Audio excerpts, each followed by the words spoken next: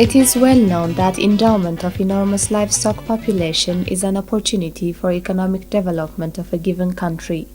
It is widely recognized that in developing countries, livestock husbandry is practiced together with crop production. High agricultural sector development doesn't only facilitate the expansion of agro-industries, but will also contribute to economic development. Ethiopia is known for its huge untapped livestock population, and various sources have indicated that it stands first in Africa and 10th in the world with its size of livestock population. Keeping livestock while at the same time carrying out crop production is a culture to many communities in Ethiopia. This mixed farming practice is an indigenous knowledge and a tradition passed through generations.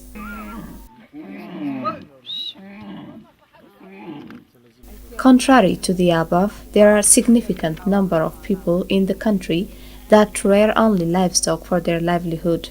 These communities are known as pastoralists. They rear a large number of cattle, sheep, goat, and camel population.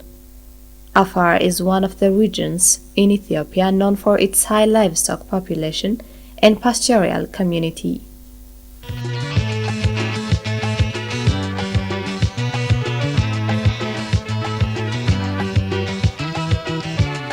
Afar region is located in eastern and northeastern part of the country.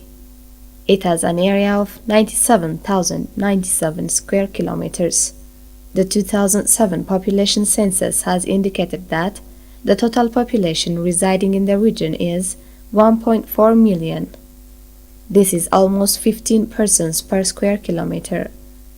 Scarcity of rain and other sources of water is one of the reasons frequently suggested for this low population density. Despite this serious water shortage, livestock husbandry is widely practiced in the region and is a source of livelihood for millions of pastoralists. At this juncture, several questions can be raised, including: how does the livestock management in the region look like?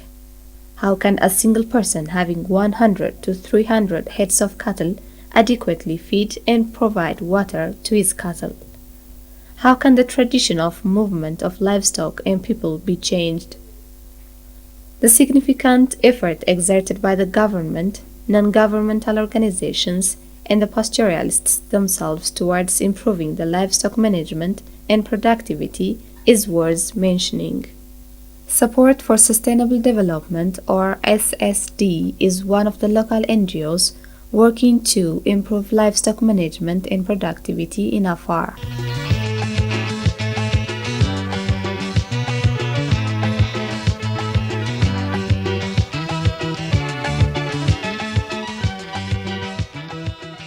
Its pilot projects are underway in two qabeles of Woreda.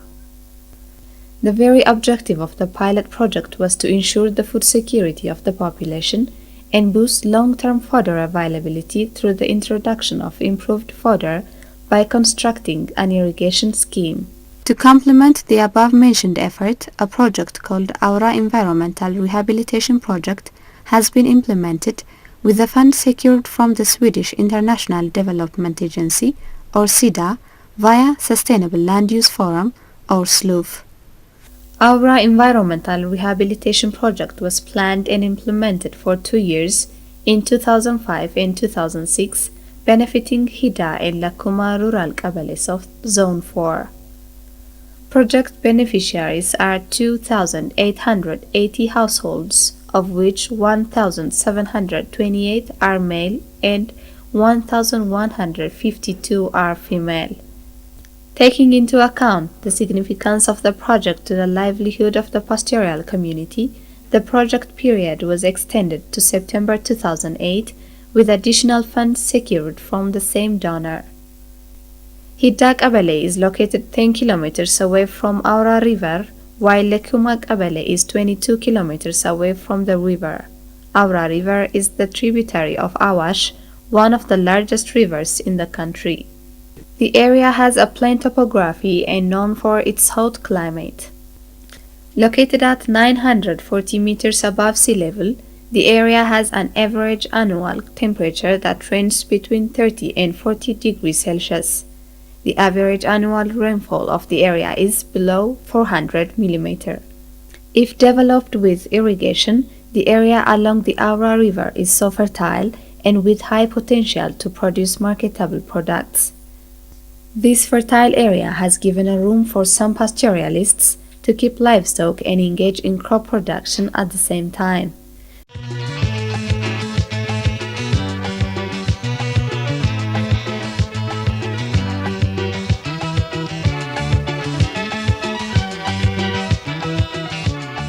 The most important animals in the order of their number are cattle, sheep, goat, camel, and donkeys.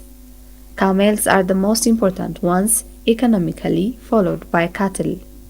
Herd size, being a major indicator of wealth, has contributed for the existence of large number of livestock population. Adequate feed and water supply, veterinary service, and introduction of improved livestock breed are very critical in improving income and ensuring food security. The trial underway in both Project Qabalis to provide fodder is aimed at reducing movement of livestock by mitigating the forage problem that prevailed in the area. Production of crops, terrace construction, tree planting, and training were also interventions of the project. Shortage of fodder is one of the major problems confronting pastoral communities of Hidda and Lekuma. Rainfall is erratic. Sometimes it is heavy and brief, which triggers severe flood and soil erosion. Diversion of waterway due to siltation in irrigation canals is very common. Terrace construction together with tree planting has served to reduce the incidence of this problem. The Afar people are known for rearing large size of herd. Their livelihood is entirely dependent on livestock husbandry. However, sudden disasters like drought can devastate the whole livestock population. This is a very motivating reason why the project came here to start its operation. It was challenging to change the lifestyle of pastoralists and make them sedentary farmers. However, it has been possible to make them semi-pastoralists. The change seems to continue in the future. Their livestock weren't ignored while helping them engage in crop production. They were rather supported to ensure the safety of their livestock. Producing improved fodder varieties in their village was given priority. Fodder was also prepared for some of the livestock. The production of fodder is carried out using water from irrigation scheme. The fodder is harvested every 20 days and is given to the livestock. The livestock are fed in 3 ways: cut and carry system, enclosed grazing, and open grazing.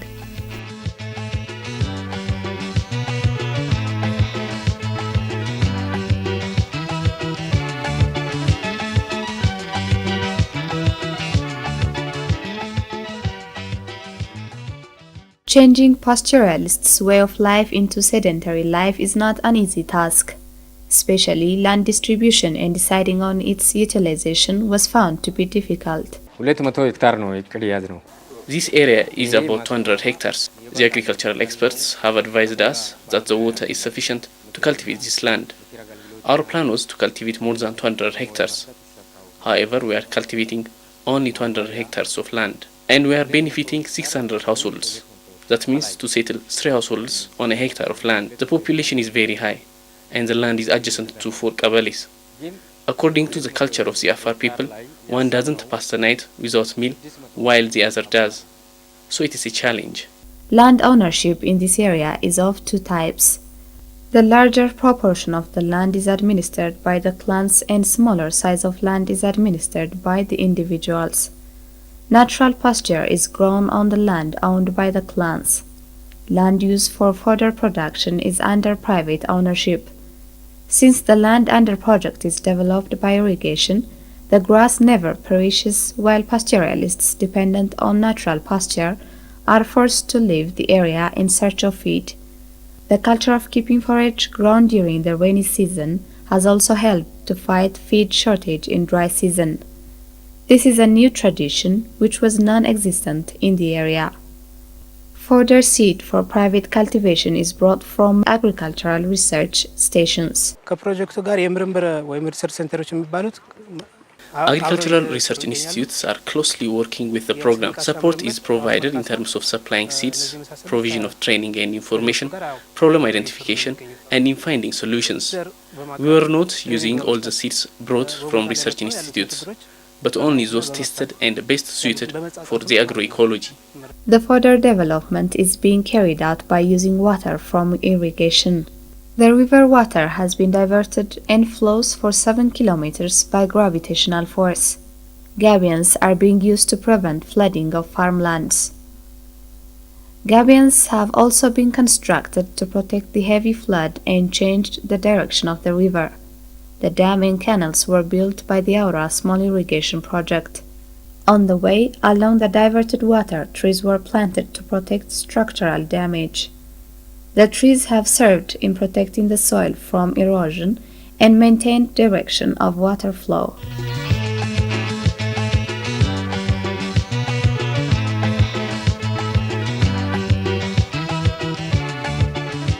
This place is 3 kilometers away from the dam.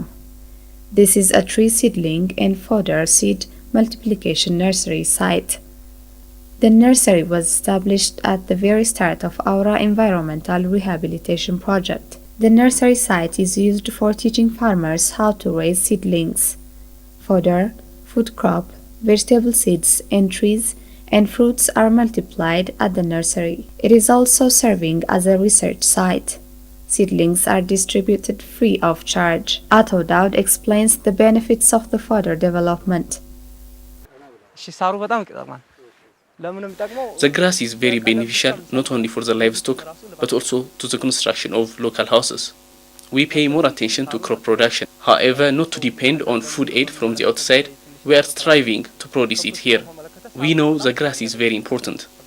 Women engagement in agricultural activity is immense. In particular, cultivation and harvesting is shouldered on them. This happens because the men with their cattle will leave the area in search of feed. Men will be around the village from June to December. From January to May they will travel farther away from the village. It is at this time women will be fully engaged in agricultural activity. The land used for fodder and tree planting activities is about 200 hectares of land. Women and youths have also benefited from vegetable production. Onion, pepper, tomato, cabbage and others are grown. Productivity of onion has reached to 50 quintals per hectare. Wezaro Addu Alele has said that she has benefited a lot from the vegetable production. Women have also benefited from multiplying fodder seeds in their backyard.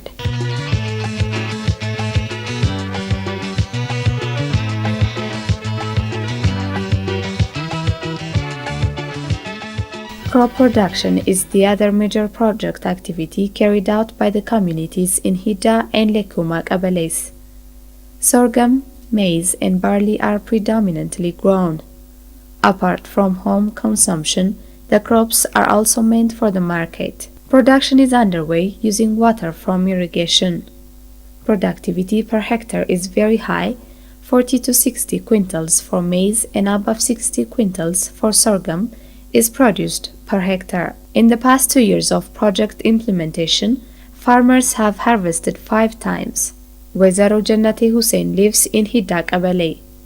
She has benefited a lot from an increased maize and sorghum production. The advantage of the crop residue for animal feed is also immense at the time of shortage of grass. Ato Umar Ali is the other semi-pastoralist reaping the benefits of improved maize and sorghum production. He is also producing substantial amount onion. Produces are for both home consumption and local market.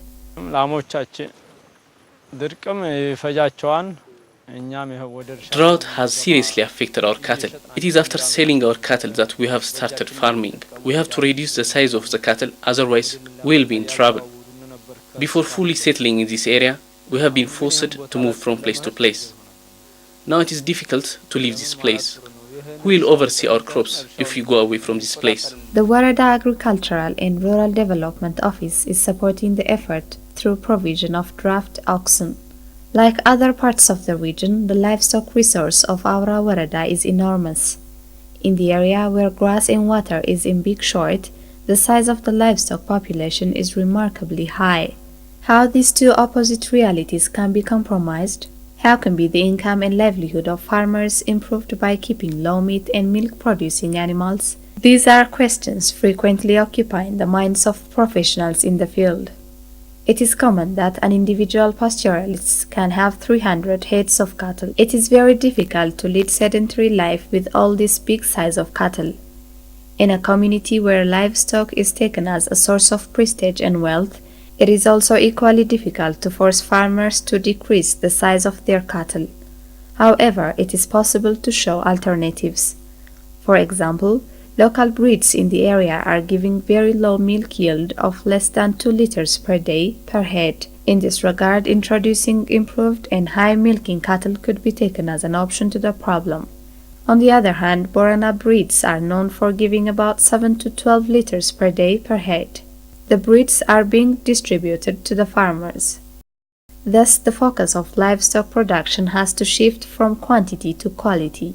If the effort is complemented with the supplying of improved feed, milk production will surely be boosted. Health posts are also established, actively providing veterinary services. To mitigate the water shortage, ponds of various sizes were constructed. በአውራ ኢንቫይሮንመንታል ሪሃቢሊቴሽን ፕሮጀክት ውስጥ በአፈርና ውሃ ጥበቃ Construction of ponds for animals is one of the major activities of Aura Rehabilitation Project. The objective is to ease the water problem critically affecting the livestock population. To alleviate the problem, 2 ponds each with a storage capacity of 8,000 cubic meters were constructed. The ponds have become a source for sustainable supply of drinking water for the animals. There is also a water scheme for human consumption. Crop production together with livestock rearing underway in the area is bringing about tangible results and impacts. Sedentary way of farming has triggered the establishment of small towns. የአውራ መስኖ ፕሮጀክትም አለ የአውራ ኢንቫይሮንመንታል Our irrigation project and our rehabilitation project implemented in the area are benefiting both the people and the animals. Following the launching of crop production in the area, the villages have been established. Shops are open. Light-giving electric generator is there. There is also satellite dish providing service.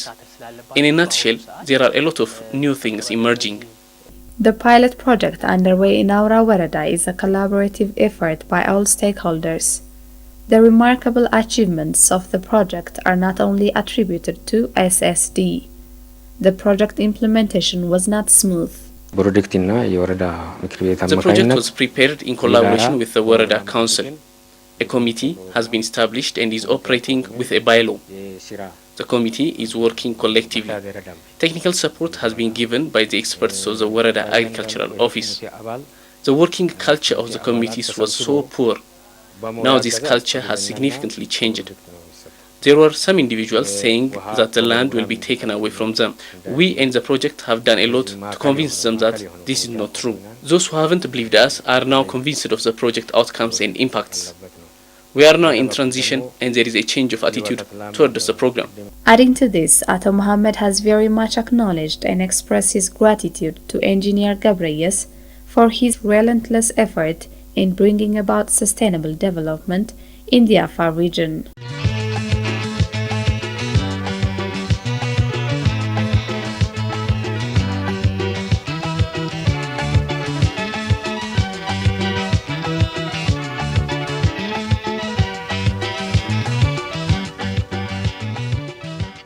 Beneficiary farmers have also expressed their deep appreciation to the SSD project and subsequent development achieved.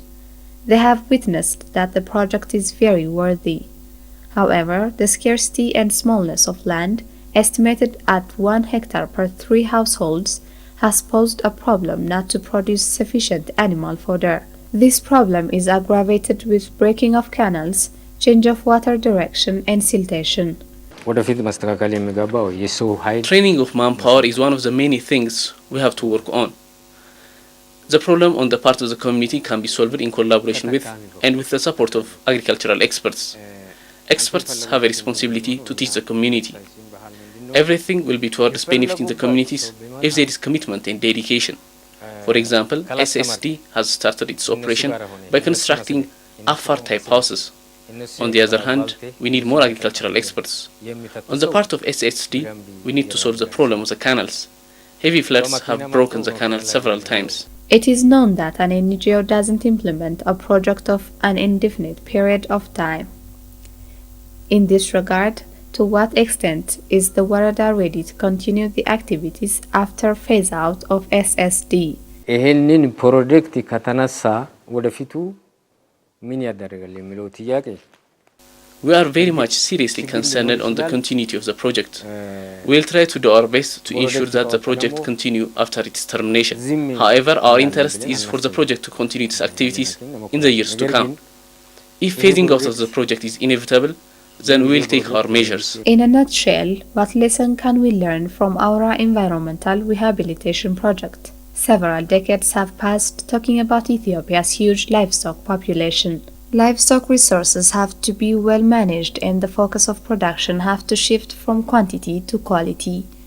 The effort of the project in boosting crop production and improving food security of the pastoral community is very much acknowledged. The irrigation scheme has clearly enabled to use the untapped water resource in bringing about sustainable agricultural development.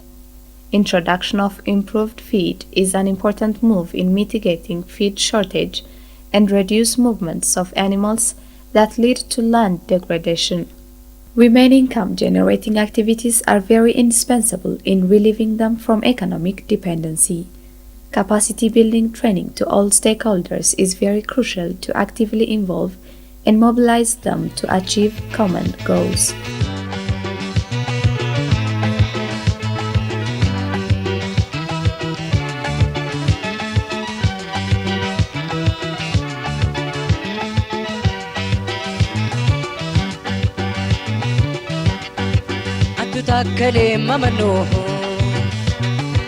تاني ما كلك متنا أتتكلي ممنوه تاني ما كلك متنا أهي أتوسيات متنا كل يوم كتات متنا